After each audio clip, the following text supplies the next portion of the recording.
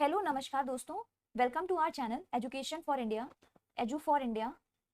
आज के हिंदी का जो टॉपिक है वो वाक्य भेद होगा, जिसे हम इंग्लिश में काइंड ऑफ सेंटेंसेस कहते हैं। इस क्लास की जो पीडीएफ है वो आपको हमारे टेलीग्राम चैनल पर मिल जाएगी।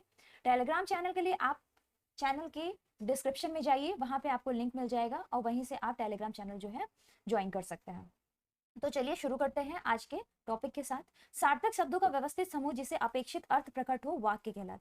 कहने का मतलब ये है कि ऐसे शब्द जिनका कोई अर्थ हो, ठीक है, जो सार्थक हो, उसका जो व्यवस्थित समूह है उसको क्या कहा जाता है? उसको वाक्य कहा जाता है। वाक्य के कितने तत्व होते हैं? तो वाक्य के 6 तत्व होते हैं। कौन कौन से? सार्थकता, योग्यता, आकांक्षा, निकटता, पदक्रम और अन्वय। ठीक है, ये पूछा जा चुका है क्वेश्चन, तो ये ध्यान रखिएगा।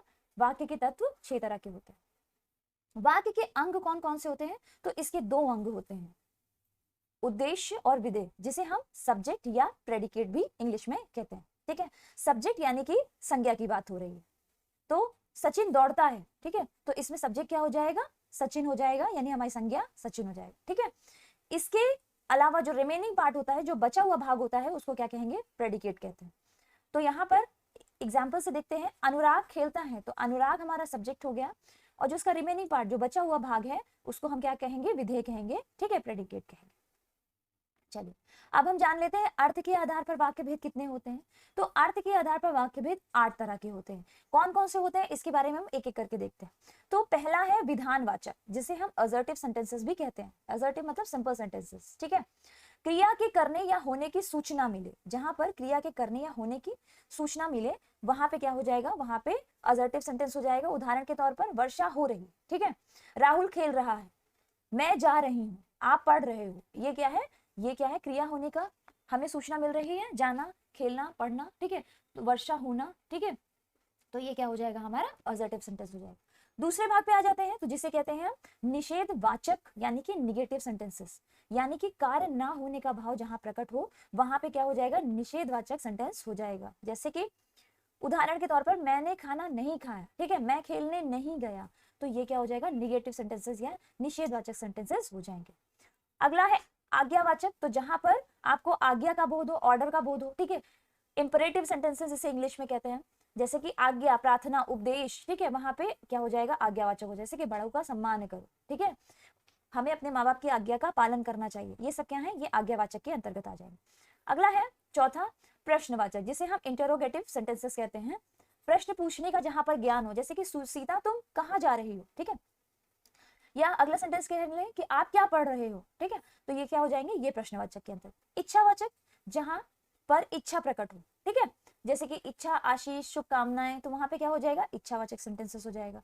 जैसे कि उदाहरण, भगवान तुम्हें लंबी उम्र दे, ठीक है, ये एक दुआ, ये एक आशीष की तरह है, ठीक है, बात की, तो ये क्या हो जाएगा? हमारा इच्छावाचक। संदेहवाचक, जहां पे संदेह या संभावना हो, यानी कि उदाहरण के तौर पर कि शायद शाम को वर्षा हो जाए, शायद ऐसा हो कि वर्षा हो जाए, शायद हो कि मैं पढ़ने जाऊं, शायद ऐसा हो कि मैं क्लासेस करूं। ठीक है, तो ये क्या हो जाएगा? ये संदेहवाचक, मतलब हमें इसका श्योर नहीं है कि ऐसा होगा या नहीं। ठीक, विस्मयवाचक, एक्सक्लेमेटरी सेंटेंसेस, तो इसका जो सिंपल सा मैं आपको अगर बताऊं, तो ये इसका संकेत होता है इस तरह का मार्क। ठीक है, जो ये मार्क होता है, यही क्या होता है? हमारे विस्मयवाचक सेंटेंसेस होते हैं। जहां पे आपको ये मिले सिंपल सा, आप ये समझ जाइएगा ये विस्मयवाचक सेंटेंस है। ठीक है, आश्चर्य, घृणा, क्रोध, शोक का भाव इसके अंतर्गत आता है, जैसे कि वाह कितना सुंदर दृश्य है।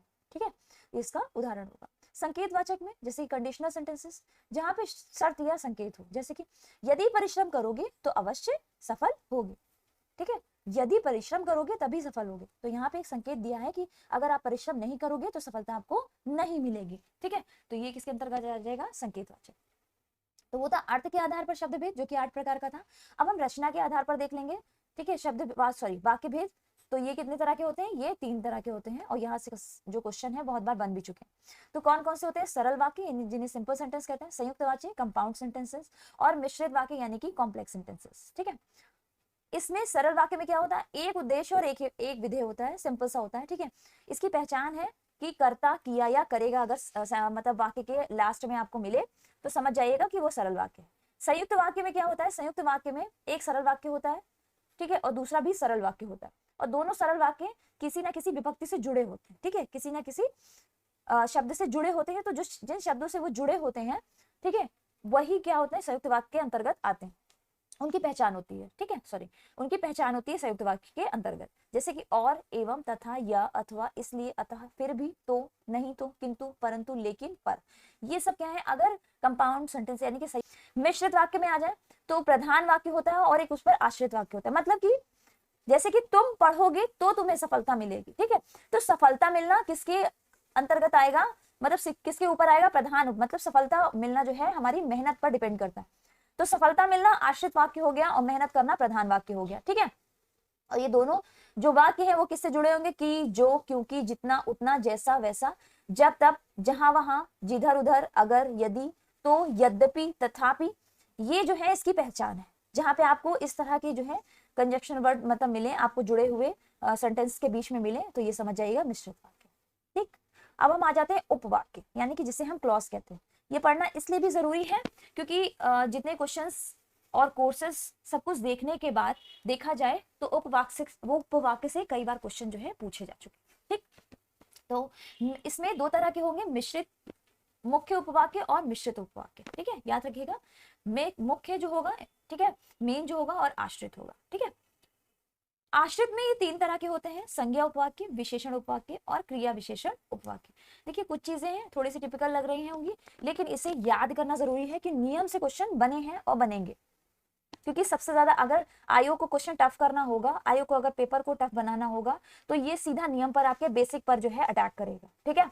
ये तीन तरह के होते हैं, जैसे कि संज्ञा उपवाक्य में, मैं जानता हूं कि वह बहुत ईमानदार है, ठीक है, तो यहाँ पर की से जुड़ा हुआ है, की से जुड़ा हुआ है, ठीक है, मैं जानता हूं कि वह बहुत ईमानदार है, ठीक है, तो ये संज्ञा उपवाक्य, मैं क्या जानता हूं, ये संज्ञा के अंतर्गत आ गया, मैं क्या जानता हूं कि वह बहुत ईमानदार है, वह बहुत ईमानदार है, ये हमारा उपवाक्य इसके अंतर्गत आ जाएगा।